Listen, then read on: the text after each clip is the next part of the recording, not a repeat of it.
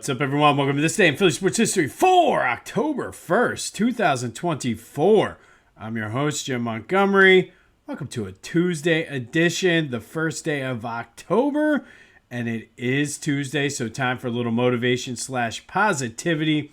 And I saw a few variations of this quote, but the quote is, don't try to impress others. Instead, live the kind of life that if you met yourself, you would be impressed.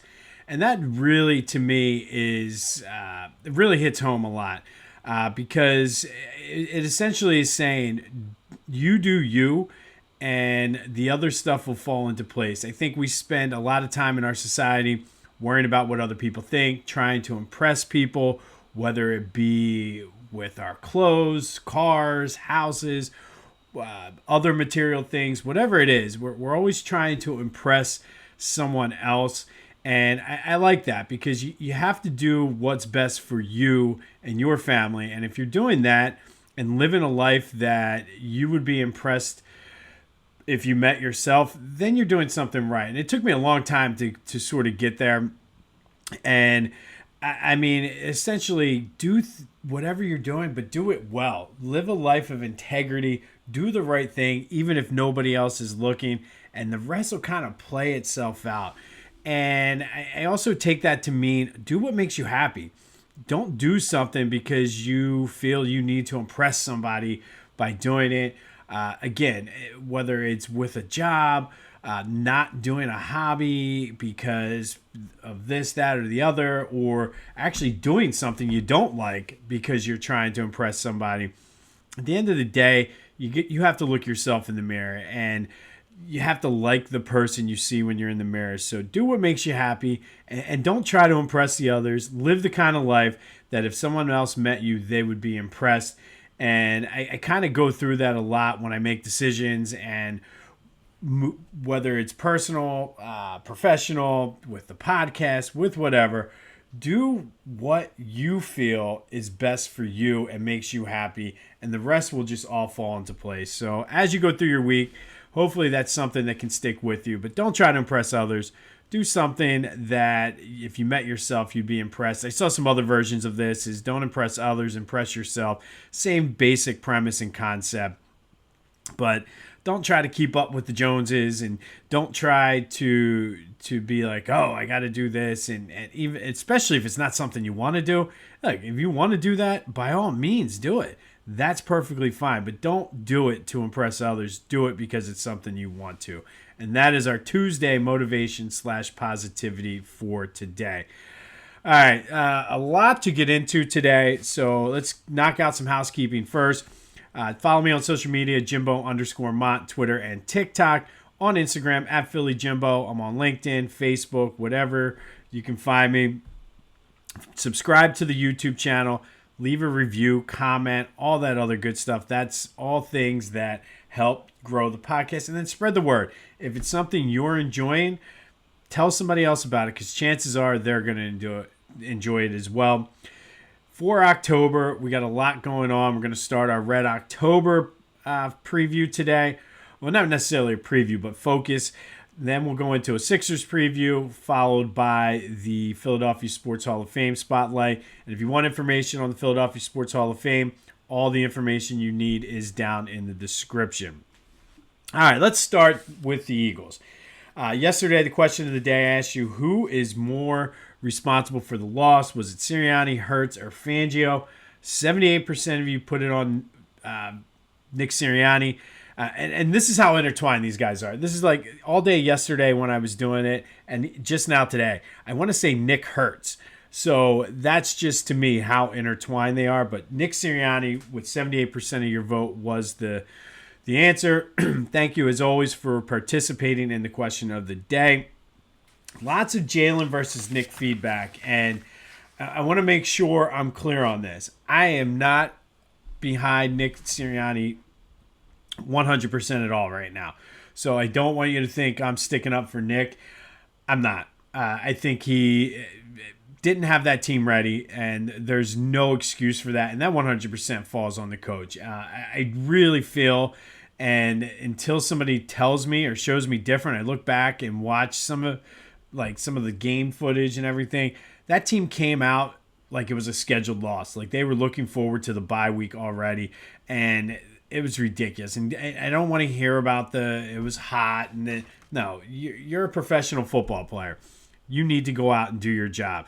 Just like I don't have a choice when I go in to my job every day and I have teachers and kids who need me. I can't just mail it in. You can't mail it in. You're a professional. Act like it. So that's on Nick. But with Jalen, and I mean, I saw a lot of folks talking on social media yesterday, a lot of talk on the radio stations. I don't think he's the guy. Like, I shouldn't say the guy. I don't think he's that guy that we all thought he was. And I don't think he's as bad as he's been playing recently. I think it's almost like he's in a slump, like a hitter. But I also don't think he's as good as he was that year they went to the Super Bowl. I think that was lightning in a bottle and more of an anomaly. I think the real Jalen Hurts he's a good NFL quarterback that when he has good days, he's going to be phenomenal. And when he doesn't have good days, he's going to be eh.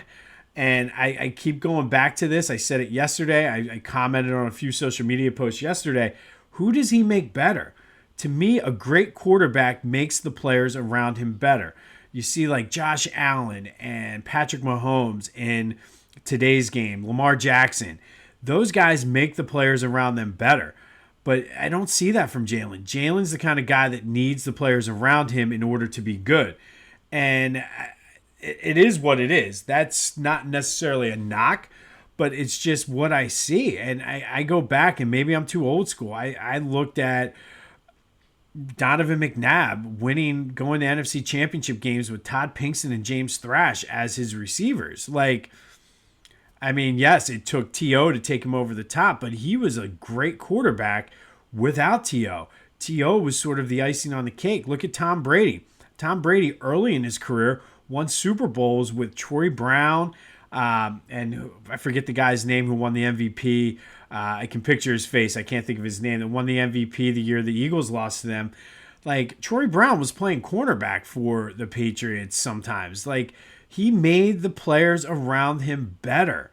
And I don't see that from Jalen. And to me, in order to be a great elite quarterback, that's what you need. He does not do that. And to all the people that messaged me yesterday, you have not showed me an example of where Jalen makes his teammates better. I'm waiting for it. So that is where I came from with that. Some news from, and kind of put the bow on this as we go into the bye week. Slay did apologize on Twitter for his posting of his stats. He said it was, quote, out of character, and I'm better than that. But really, are you? Like, you do that all the time. Like, it's one thing to say, oh, I'm better than that. It's out of character. I don't think it's out of your character, dude. That's who you are. Embrace it. I mean, it is what it is, but don't tell me that's not who you are when all last year you were throwing out stats and saying, I played well, it was the team, and you're putting out this, that, and the other. Dude, okay, that's not you, if that's what you say. But then he was on Michael Parsons' podcast, and I think it was Michael Parsons, or else Michael Parsons was on his, whatever, who cares. But they're ripping C.J. Gardner-Johnson. Now, I'm not going to lie, it was funny because C.J. Gardner-Johnson came out and said, I'm ready to put some belts to asses today, and then got his ass whooped. So they were laughing at that. But Slay, you're supposed to be the captain. Is that like captain actions? And I think that, to me, is a snapshot of what is wrong with this team right now. And is that coaching? Is that the players? I think it's a combination of both. And it's going to be an interesting bye week. I'm not... I think the odds are against it, but I think you're like minus 200, minus 250 that Nick survives the bye week. And maybe that's the best thing that would happen for this team. Who you bring in, I don't know. I know everybody's talking about Bill Belichick, but I just don't know. And like Isaiah Rodgers said, he pushed the player into Cooper DeJean on purpose, thinking it was going to call a penalty. without knowing the rules. Like that to me, Nick, that's on you.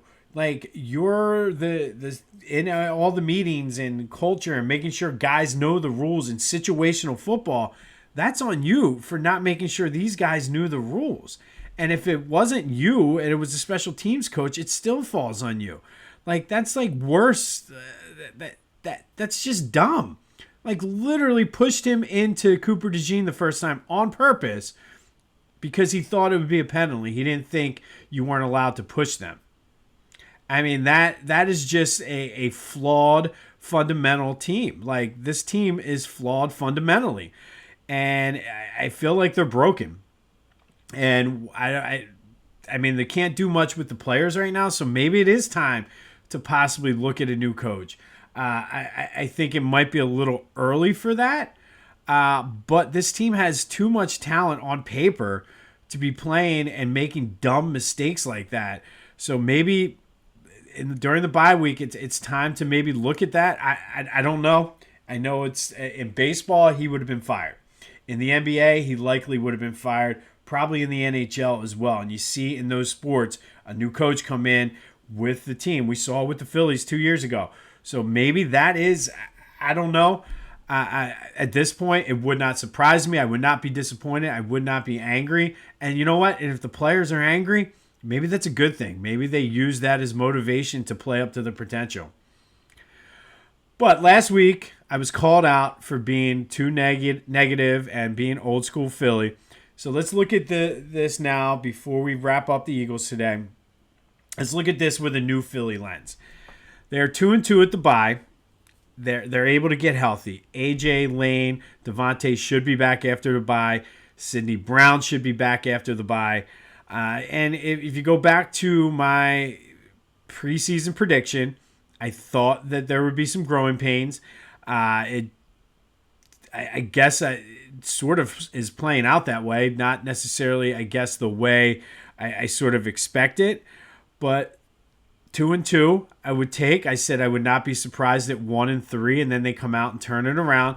So there is plenty of time. I think situationally, there was a lot of things that happened that we weren't necessarily expecting. But new Philly, 2-2 into the bye. It looks as though the NFC is kind of wide open this year.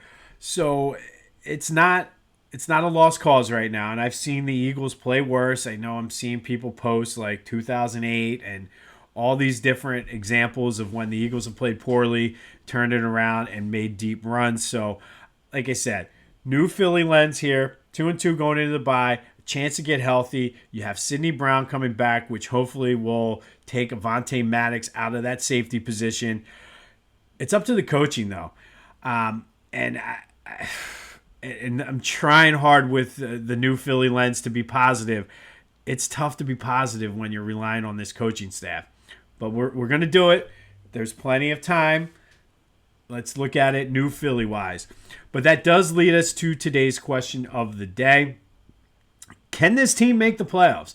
I'm not going to say, are they a playoff team? Because, I mean, they, on paper, yes, they're a playoff team. Can this team make the playoffs after 4 games going 2-2?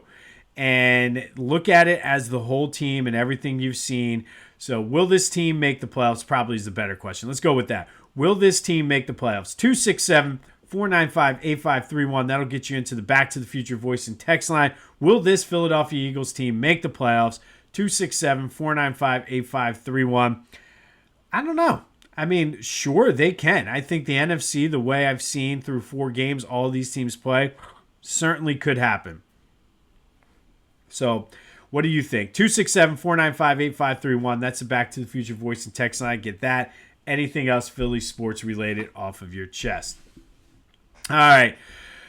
Going into some sad news. And let's start with the Phillies. Pete Rose, the hit king, passed away yesterday. And say what you want about Pete Rose. I know he is probably one of the more polarizing figures in all of sports. Helped the Phillies win their first World Series championship in 1980. Had one hell of a career. most hits by anybody, in my opinion, should be in the Hall of Fame. And I know a lot of folks say, oh, he broke the cardinal rule of baseball. You gambled on baseball. And yes, he did. And he admitted that. I don't know if there's anything that says he did that while he was a player. A lot of that came while he was the manager of the Reds. And while it's illegal, yes, I know. I think the fact that he was betting on the Reds to win while he was the manager, I mean, that, yes, it's cringeworthy, but I mean, he's at least going out there doing the best he can as manager to try to win a game. So I think the Hall of Fame should not be based on what your character is, what your personal beliefs, whether you were a nice person or not, should be based on what you did. And I think with a lot of the Hall of Fames, it's too subjective when it comes to that, because Pete Rose, by any stretch of the imagination, is a Hall of Fame player. Just because his name is not up in Cooperstown, he's a Hall of Fame player. I mean, he won multiple championships with two different teams. The Phillies don't win the 1980 World Series without him. Played the game the right way. Played the game the way we get on Bryce Harper for not playing. Plays hard. Running out walks. Running out ground balls. And I know the rules have changed, but he ran over a catcher in the All-Star game. Like, he was trying to win every game and play as hard as he can. And you don't find too many players like that. So rest in Pete. Rest in peace, Pete. There's a tongue twister for you. But thank you for the 1980 World Series championship. Hopefully someday you will get into the Hall of Fame. And on one of my text exchanges, it was funny. One of my buddies said, wouldn't it be great if he had written into his rule or his will that if he does get inducted after he dies, he just gives him the finger and says, F you, I don't accept it. That would be great. All right, but rest in peace, Pete. Condolences to the Pete Rose family on your loss. But yes, Pete Rose, they don't win the 1980 World Series without Pete Rose. Bottom line. And we'll get more into the 1980 World Series here in a minute. We know who the Phillies will play. They will play the winner of the Mets Brewers. No Diamondbacks. The earliest you can play the Braves would be the NLCS. I got to be honest. I don't really want to play the Mets. The Mets are red hot. And if I had my choice, I'd rather play Milwaukee. That could be something that comes back to bite me in the ass. But I don't want any part of the Mets right now. Sorry. And I'm just being real. It's not. I mean, I'll gladly take the Mets. I think we can play well against the Mets. But if I have my choice, the Mets are reminding me a lot of the Phillies the past 2 years, and I don't want any parts of that. But let me know your thoughts. What do you think? Who would you rather play, the Mets or the Brewers? Gets underway on Saturday, and I don't know sort of how it's lined up. I have a feeling that game could be a primetime game. Looks like the NL games were at 3 and 8. I would totally rather play in the primetime game, but I guess we'll know more as the week goes on. And then from one sad piece of news to the other, Sixers Dikembe Mutombo passed away yesterday too of brain cancer. Did not even know he was sick. Sad there too. He was an integral part of that 2001 NBA Finals run. Again, just like Pete, they don't get there without Dikembe. And just was huge in that finals, in that playoff run. And he was the Robin to Allen Iverson's Batman. Always liked Dikembe, even back when he was at Georgetown and then with the Nuggets. And I did get the opportunity at one point to meet him, kind of. I used to belong to the Bally's in King of Prussia when I lived out there. And one day I'm running on the treadmill, and I look over, and it's Dikembe Mutombo running on the treadmill next to me. And if you've never seen somebody who is 7'1" in person standing next to them, he was huge. And what I think people don't understand or realize until you're standing next to him, and this was a couple years after, although he might have still been playing in the league at that time. But, I mean, he was a solid 7'1", too. Dude was just jacked. Didn't make a big deal about it. He kind of looked over and appreciated that I didn't say, "Oh my God, you're Dikembe Mutombo." Just kind of gave me the head nod. I wish he would have given me the finger wag, but rest in peace and condolences to Dikembe Mutombo. Condolences to his family. Just a horrible double dip of deaths for Philly sports yesterday. So rest in peace to Dikembe and Pete Rose, both gone. Dikembe at age 58, Pete at age 83. All right, so the Sixers did have their media day yesterday. Lots of positive things coming out of there. Joe said he's down 25, 30 pounds this offseason. He's still got a little bit more he wants to go, trying to work hard to stay healthy. Said he texted Daryl Morey after the playoff loss last year and said, "We need to do whatever we can to keep me healthy for the playoffs." He's like, so he's not worried about being an all-star, not worried about being all-NBA, all of that, which that's something I've been saying here. And the fact that Joe's saying that, I love. He said it's his job to empower the guys on the roster. He will step up when he needs to, but he believes in this team, which again, that's a huge change from the past. Usually, Joe felt like he needed to do all this and didn't really trust the roster. So again, all positive there. Daryl Morey said him and Nick Nurse need to be smart, about load management and keeping these guys fresh for the playoffs. Again, I mean, that goes without saying, but I like actually hearing them say that. They're headed to the Bahamas today, and they're probably down there now for training camp. I am pumped. This is the year, and this is the time where Lucy says, "Come on, Charlie Brown, just kick the football. You'll get it this time." I know how this is going to end. I tell you this every Sixers season. I know how this is going to end. Just let me go. Let me go. Let me believe right now. Let me believe that this is the time it's going to be different. I'm going to kick that football this time. I'm not going to kick that football. Speaking of believe, Philly Goat has you covered for all of your Phillies needs. They got the Believe shirt, the ones the players wear on the field, the one that is Ted Lasso inspired. They have all kinds of Red October stuff for you, though. So go check them out. They have your election stuff. My Philly Fanatic election shirt should be coming later this week. I'll be sure to show it off when it comes. But they got you covered. Go check out what they have. The fans are back. Yes, I am excited for that. The fans are back. If you never wore a pair of canvas loafers, you have to go get the fans. They're so comfortable. I wore them all summer, and while the weather is like how it is, I'm still wearing my Schmitties, and I'm rotating between the fans. Apparently, my wife told me I had to put the Cape Mays away because it's after Labor Day. I don't know if I agree with that, but I haven't worn them. But go check them out. Use the promo code Jim Montgomery for 10% off your order. Excuse me, that's phillygoat.com. Promo code Jim Montgomery for 10% off of your order. And then be sure to check out my boys over at the Clashing Conferences. Doing great things. New episodes will be dropping this week. And basketball should be right around the corner. So stay tuned for that. Go check them out wherever you get your podcasts as well as on YouTube. All right, I mentioned this earlier. Today, we're going to go back to 1980. And on this day in 1980, the Phillies came into play a half a game back of the Expos for first place in the NL East with 5 games left. They went out that day, beat the Cubs 5-0 at the Vet. It was their third straight win. Mike Schmidt and Greg Luzinski each homered, but the story was Steve Carlton. Lefty threw a complete game, 2-hitter, had 10 Ks, 2 walks, also helped his calls at the plate, went 2 for 3 with an RBI and scored a run to help keep the pressure on the Expos. He was making his final start of the season, and that complete game put him up over 300 innings for the second time in his career.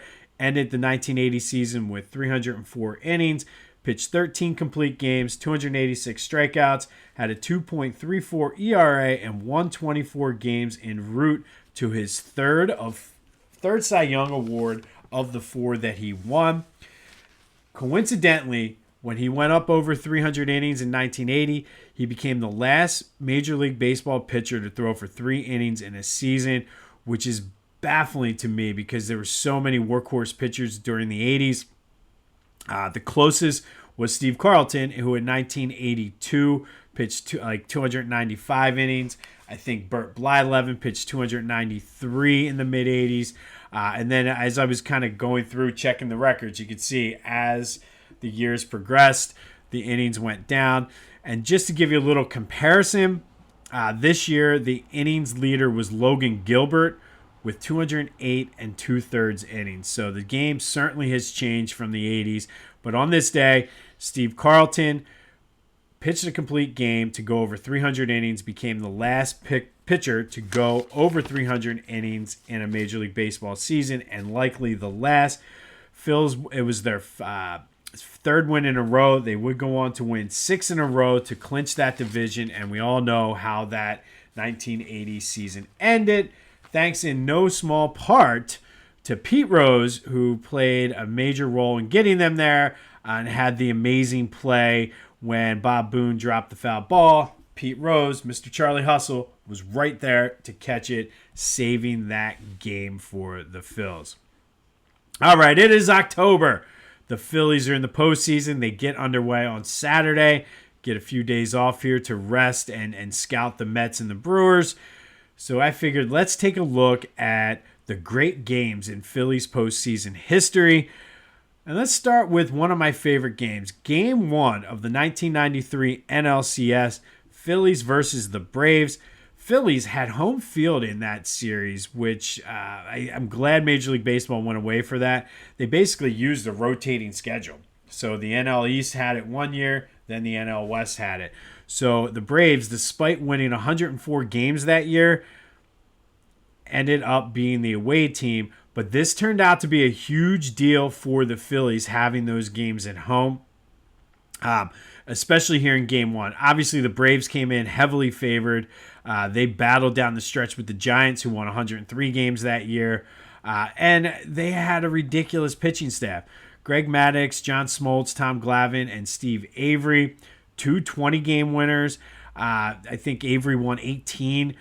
Ron Gant and David Justice each had over 30-some home runs. So they were a stacked team. Obviously, the Phillies were that fun bunch with Kruk, Dalton, Hollins, Dykstra, those guys coming out and all having career years.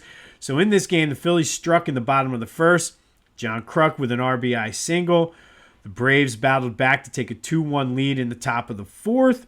And then Pete Incaviglia came up in the bottom of the fourth, hit a solo shot to tie it. It stayed that way until the sixth. Steve Avery loaded the bases, threw a wild pitch. John Kruk scored the go-ahead run there. Curt Schilling was absolutely masterful in this game, went 8 innings, 10 Ks, only gave up the 2 runs. But then the adventures began. Mitch Williams came in the ninth, walked his first batter, who then got to third base on what should have been an out. I still get frustrated and so nervous watching this. Ground ball to Dikembe, who came into the game for defensive purposes, overthrew the throw to first base, allowed the runner to get to third, who would later score on a ground out. However, everybody puts this one on Mitch Williams, but that ground out should have ended the game if Dikembe did not make the error. So Braves tied it up, and it goes into extra innings. Of course, top of the 10th, Mitch did not make it easy. He got 2 quick outs, and it looked like the Phillies were going to come up to bat. And then he gave up a single and a double, but was able to get out of it.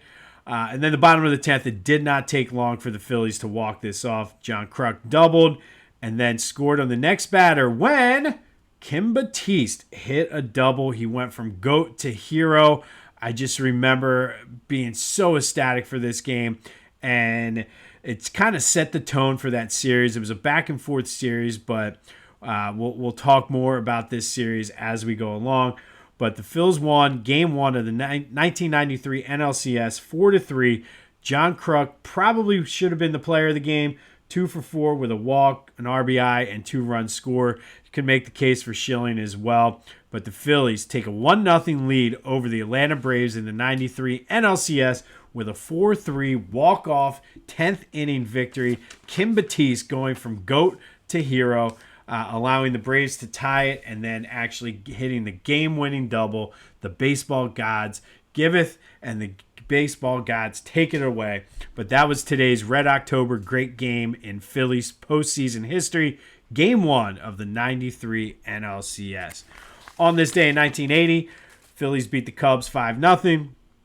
Steve Carlton pitched a complete Game 2 hitter, going over 300 innings for the second time in his career and becoming the last Major League Baseball player to throw 300 innings in a season.